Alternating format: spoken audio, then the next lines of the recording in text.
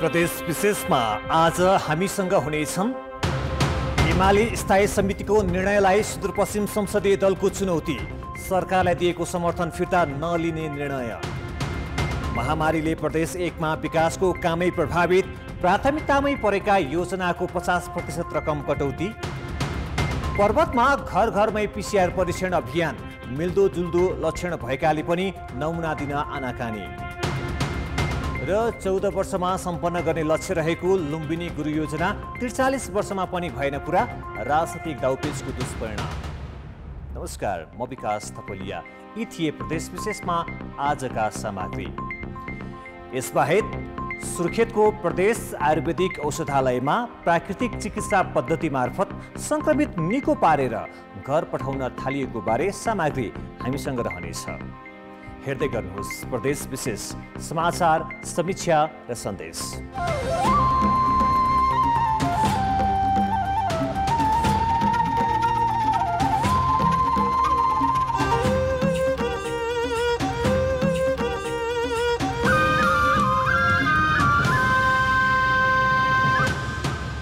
प्रदेश विशेष presented by Asian paints. नेकपा एमाले सुदूरपश्चिम संसदीय दलको बैठकले पार्टी स्थायी कमिटीको निर्णयलाई चुनौती दिँदै प्रदेश सरकारलाई दिएको समर्थन फिर्ता नलिने निर्णय गरेको छ। सोमबार नेकपा एमालेको स्थायी कमिटी बैठकले सुदूरपश्चिम सरकारलाई दिएको समर्थन फिर्ता लिने र आफ्ना मन्त्रीलाई फिर्ता बोलाउने निर्णय गरेको थियो। तर बुधबार बसेको एमाले सुदूरपश्चिम संसदीय दलको बैठकले समर्थन फिर्ता नलिने निर्णय गरेको हो। स्थायी समितिको निर्णय आधिकारिक रूपमा प्राप्त नभएको भए पनि विभिन्न सञ्चार माध्यममा आएको समाचारको आधारमा संसदीय दलको ध्यानाकर्षण भएको जनाइएको छ। तत्काल नयाँ सरकार गठन गर्नुपर्ने अवस्था नरहेको तथा बजेट निर्माणको समय रहेकाले सरकारलाई दिएको समर्थन कायमै राख्ने बैठकको निर्णय छ। किनभने जनताको जीवनको सुरक्षा, ज्यान बचाउने कुराहरू पहिलो प्राथमिकता राखेर कोरोना महामारी लगायतका यो महामारीलाई नियन्त्रण गर्नको लागि सरकारले प्रभावकारी रूपमा काम गर्ने र तत्कालको निमित्त यो सुदूरपश्चिम प्रदेश सरकारलाई नेतृत्वलाई दिएको समर्थन चाहिँ फिर्ता नलिने। कोरोना महामारी र सरकारका कामकाजलाई थप प्रभावकारी बनाउने निर्णय संसदीय दलको बैठकले गरेको छ। बैठकमा एमालेको ओली समूहले स्थायी कमिटीको निर्णय कार्यान्वयन गर्नुपर्नेमा जोड दिएको थियो। तर संसदीय दलका नेताले भने निर्णय आधिकारिक रूपमै प्राप्त भइ नसकेको बताए। आधिकारिक रूपले जानकारी संसदीय दललाई प्राप्त भएको छैन, मै भनिसकेँ नि। दलको नेताको हैसियतले मलाई प्राप्त भएको छैन। प्रमुख सचेतक कमरेडले पनि आफूलाई प्राप्त भएको छैन भनेर दलको बैठकमा भनिसक्नु भएको छ। अब त्यो त्यस ढङ्गले आयो भने हामीले के गर्ने, होइन, त्यस सन्दर्भमा हामी फेरि बैठक बस्न सक्छौँ।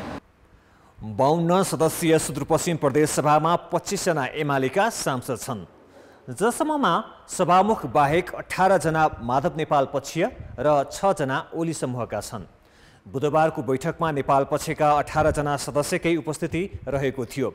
ओली पक्षका पठान सिंह बोहरा, नेपालु चौधरी र माया तामाङ बोहरा गरी 3 जना बैठकमा उपस्थित थिए भने रतन थापा, लीलाधर भट्ट र गेल्बु सिंह बोहरा उपस्थित थिएनन्। 4 दलको प्रतिनिधित्व रहेको प्रदेश सभामा वर्तमान गठबन्धन बाहेक 2 दल मात्रै मिलेपछि सरकार बन्ने सम्भावना कसैको पनि छैन। त्यसैले एमाले स्थायी कमिटीको निर्णय अनुसार एमालेकै नेतृत्वमा सरकार गठन त्यति सहज छैन। आधा जसो विकास बजेट कटौती गरिएपछि प्रदेश 1 मा पूर्वाधार निर्माण आयोजनाको काम नराम्रोसँग प्रभावित भएको छ। प्रदेश सरकार अन्तर्गतका सबैजसो कार्यालयको बजेट 50% सम्म कटौती गरिँदा प्राथमिकतामै रहेको योजना कार्यान्वयनमा अन्यल उत्पन्न भएको छ। 2.5 वर्षमा कालोपत्रे सक्नुपर्ने धनकुटाको बिहिबारे हटिया बन्चरे हुँदै तेलिया जोड्ने 23 किलोमिटर सडकमा सम्झौताको 1 वर्ष सकिँदा जम्मा 3 किलोमिटर माटो कटिङको काम भएको छ। 21 करोड रुपियाँ लागतमा सुरु गरिएको गुठीटार छिडी 12 किलोमिटर सडकमा 3 वर्षे सम्झौता अवधि सकिन लाग्दा 80% काम अझै बाँकी छ। धनकुटा र भोजपुरमा 2 अर्ब रुपियाँभन्दा बढी लागतका 4वटा सडक र 9वटा मोटरेबल पुल निर्माणको काम अघि बढेको छ। तर प्रदेश 1 को भौतिक पूर्वाधार विकास मन्त्रालयले यी योजनाका लागि विनियोजित आधा रकम पनि पठाएको छैन। सबै चाहिँ बहुवर्षीय नै सडक र पुल भएर हामीले मन्त्रालयले चाहिँ 50% मात्रै खर्च गर्ने भनेर हामीले परिपत्रै गरेको छ। त्यही अनुसार चाहिँ हामीले चाहिँ काम अगाडि बढाइरहेका छौँ। पाँचथरमा पूर्वाधार विकास कार्यालय मार्फत 24वटा सडक र झोलुङ्गे पुलका योजना सञ्चालित छन्। यीमध्ये 5वटाको काम सम्पन्न भए पनि भुक्तानी दिन नसकेको कार्यालयले जनाएको छ। सङ्खुवा सभामा पनि प्रदेश अन्तर्गतका 11वटा कार्यालयको 50% बजेट कटौती गरिएको छ। पैसा नपठाइँदा निर्माण सुरु गरिएका भवन, सडक र पुल निर्माणको काम रोकिएको छ। उहाँले जति काम गर्नुभएको छ त्यसको बिलहरू पेश गर्नुभएको छ, तर भुक्तानी हुन सकिरहेको छैन। त्यो बजेटको अभावले अब बजेटको व्यवस्थापन हुन सकेको छैन। निर्माणकै पैसा जस्तो पूर्वाधारले विशेष गरी बाटोहरू बनाइराखेको छ, जलस्रोतले सिँचाइका कुलाहरू बनाइराखेको छ। यी दुईटैलाई चाहिँ लगभग 50% चाहिँ यिनीहरूको बजेट कटौती भएको अवस्था छ र यो जिल्लालाई चाहिँ विकास निर्माणमा ठुलो चाहिँ मार्का परेको अवस्था छ। महामारीका कारण बजेट र नीति तथा कार्यक्रमको प्राथमिकतामै परेका योजनाको रकम कटौती गर्नु परेको प्रदेशको आर्थिक मामला तथा योजना मन्त्रालयले जनाएको छ। कोरोना महामारी भन्दा पनि आम्दानीका आन्तरिक स्रोत सिर्जना र वृद्धि गर्ने भन्दा वित्तीय अनुशासनको ख्यालै नगरी विनियोजनमा मात्रै केन्द्रित हुँदा प्रदेश 1 का विकास आयोजना प्रभावित भएका हुन्। चालु आर्थिक वर्षका लागि बजेटले अनुमान गरे भन्दा 15 अर्ब बढी रुपियाँका योजना र कार्यक्रम बनाइदाको असर निर्माण आयोजनामा देखिएको हो। कान्तिपुर समाचारका लागि भोजपुरबाट अर्जुन बस्नेत, पाँचथरबाट लक्ष्मी गौतम र सङ्खुवा सभाबाट दिपेन्द्र साक्यका साथमा विनोद घिमिरे, धनकुटा। प्रदेश विशेष प्रेजेन्टेड बाय एशियन पेन्ट्स। ब्रेकपछि प्रदेश विशेषमा पुनः स्वागत छ। पर्वतमा कोरोना भाइरसको जालो तोड्न घर घरमै PCR परीक्षणका लागि नमुना सङ्कलन अभियान थालिएको छ। संक्रमण भए सामाजिक रूपमा बहिष्कृत भइन्छ कि भन्ने डरले ग्रामीण क्षेत्रका मानिस नमुना दिन समेत आनाकानी गरिरहेका छन्। कोरोना भाइरसको दोस्रो लहर सुरु भए यता हालसम्म पर्वतका 33 जनाको मृत्यु भएको छ। मृत्यु भएका मध्ये 28 जना 50 वर्षभन्दा कम उमेरका हुन्। दीर्घ रोग नभएकाहरूको पनि कोरोना भाइरसको संक्रमणबाट मृत्यु भएको छ। मृत्यु दरलाई रोक्न स्थानीय तहहरूले घर घरमा स्वास्थ्य सचेतना र नमुना संकलनका लागि घर आँगनमा पुगे पनि स्थानीय बासिन्दा स्वास्थ्य परीक्षण गराउन विभिन्न बहाना बनाएर पन्छिने गरेका छन्। कोरोना भाइरसको संक्रमणसँगै मिल्दोजुल्दो लक्षण भएकाले पनि नमुना दिन अटेरी गरेको स्वास्थ्य कर्मीको भनाइ छ। कोरोना देखियो भने म फेरि विभेदमा पर्छु, सामाजिक रूपमा बहिष्कार गर्छन्, समाजका मान्छेले हेय गर्छन्, जन्ती मलामी पाइँदैन भन्ने हिसाबले पनि मान्छेले जाँच्न नखोजेको जस्तो अवस्था छ।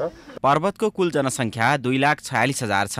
अहिलेसम्म 9,052 जनाको मात्रै स्वास्थ्य परीक्षण भएको छ। समुदाय स्तरमा भाइरसको संक्रमण फैलिन नदिन पर्वतका स्थानीय जनप्रतिनिधि जुटेका हुन्। नमुना संकलन केन्द्रमा जाँदा संक्रमणको कुनै लक्षण नभएको मानिसलाई पनि संक्रमण देखिएकाले आफू पनि संक्रमित भइन्छ कि भन्ने डरले स्थानीयले नमुना दिन मान्दैनन्। हामी आफै सुरक्षित हुने, आफै सचेत भएर खासै बाहिर घुलमिल भएका छैनौँ। बाहिरबाट आउने मान्छेहरू चाहिँ स्थानीय सरकारले नियन्त्रण गर्नुपर्ने। हामीलाई कुनै छैन, हेर्नुहोस्, हामीलाई शङ्का कुनै छैन। हामी त्यो भएर म चाहिँ चेक गर्दिनँ।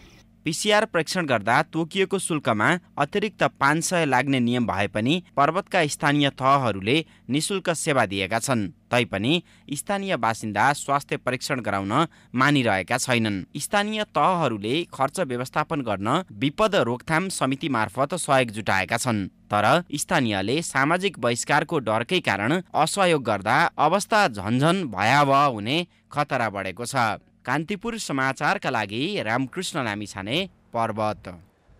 14 वर्षमा सम्पन्न गर्ने लक्ष्य रहेको लुम्बिनी गुरु योजना सुरु भएको 43 वर्ष भयो। अहिलेसम्म कति काम सम्पन्न भयो, त्यसमा रकम कति खर्च भएको छ, कसैले लेखाजोखा राखेको छैन। राजनैतिक दाउपेच र कोषको व्यवस्थाले गुरु योजनाको काम अस्तव्यस्त छ।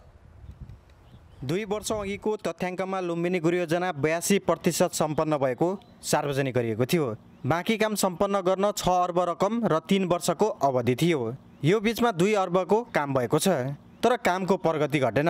न गुरु योजनाको अवधि नै, बरु आवश्यक पर्ने रकम बढेर 7 अर्ब पुग्यो।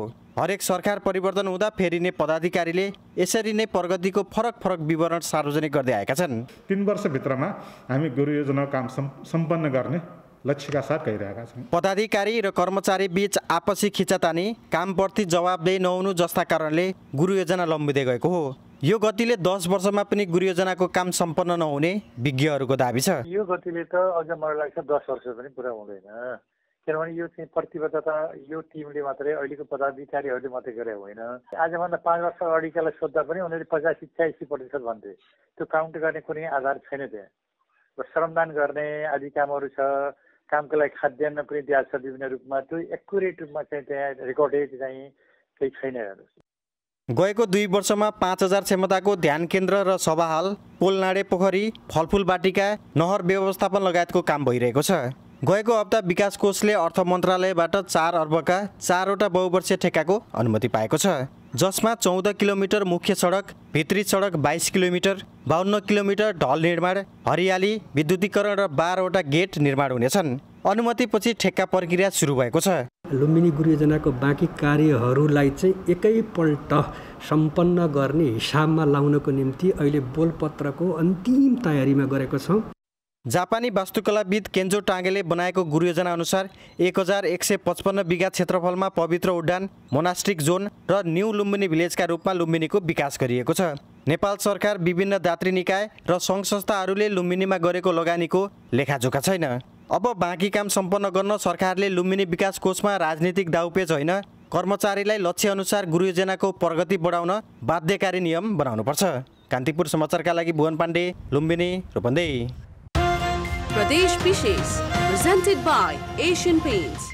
ब्रेकपछि प्रदेश विशेषमा पुनः स्वागत छ। प्रदेश आयुर्वेद औषधालयले कोरोना संक्रमितको उपचार गर्न थालेपछि बिरामीको चाप बढ्दो छ।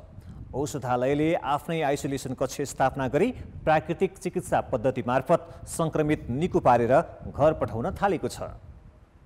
कोरोना संक्रमितका जटिल प्रकृतिका बिरामीले अन्य अस्पतालमा शय्या नपाउने अवस्था भएपछि प्रदेश आयुर्वेद औषधालयले वैशाख अन्तिम हप्तादेखि 15 शय्याको आइसोलेसन तयार गरी बिरामी भर्ना गर्न थालेको हो। औषधालयमा उपलब्ध स्रोत, साधन र जनशक्तिलाई अधिकतम प्रयोग गर्दै स्थानीय जडीबुटी च्यवनप्रास, गुर्जो, एस्टेमधु, असुरोको पात, सितपलादी, अमृत, चिया जस्ता जडीबुटीबाट बिरामीको उपचार भइरहेको छ। आइसोलेसन कक्षमै सक्ने बिरामीका लागि योग, ध्यान, व्यायाम, प्राणायाम जस्ता क्रियाकलाप गर्ने कार्य पनि भइरहेका छन्। कोरोनाबाट प्रभावित एउटा चाहिँ बिरामी हो।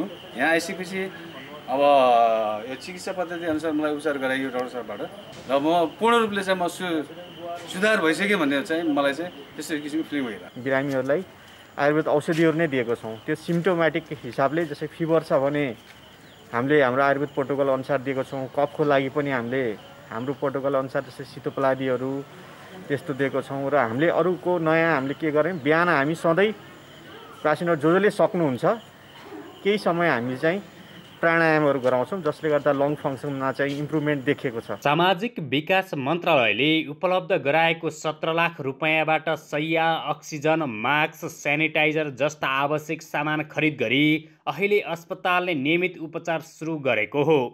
चिकित्सक सहित 4 जनाले धानेको औषधालयमा प्राविधिक जनशक्ति भने अभाव छ। औषधालयमा बिरामीको 24 घण्टा निगरानीका लागि 1 जना चिकित्सक सहित अर्का 1 जना स्वास्थ्यकर्मी खटिन्छन्। अहिलेसम्म औषधालयमा रेफर भएर आएका 7 जना निको भएर घर फर्किएका छन् भने कोही डिस्चार्ज गर्ने तयारी छ। अहिले औषधालयमा सुर्खेत सहित दैलेखका संक्रमित यहाँ आउने गरेका छन्। अक्सिजन सेचुरेसन 35, 80, 58 लगायत थुप्रै भएका पेसेन्टहरूको चाहिँ अहिले यहाँ आयुर्वेद तथा वैकल्पिक चिकित्सा विभागले जारी गरेको निर्देशिका अनुसार हाम्रो उपचार भइरहेको छ। कोरोना संक्रमणले आयुर्वेद जडीबुटीतर्फ नागरिकको आकर्षण बढेको छ नै अन्य अस्पतालमा शय्या नपाउने सम्मका घटना बाहिर आइरहँदा औषधालयले थालेको यो काम सराहनीय छ।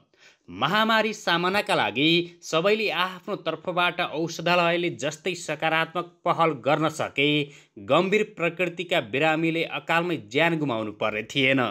कान्तिपुर समाचारका लागि क्यामेरामा नवीन शाहीका साथ कमल पन्त र पूर्ण बहादुर खड्का, सुर्खेत।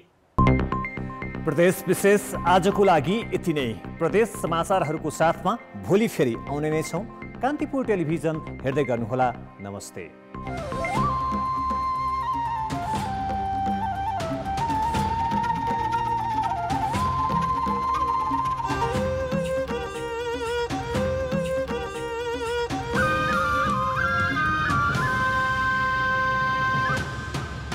प्रदेश विशेष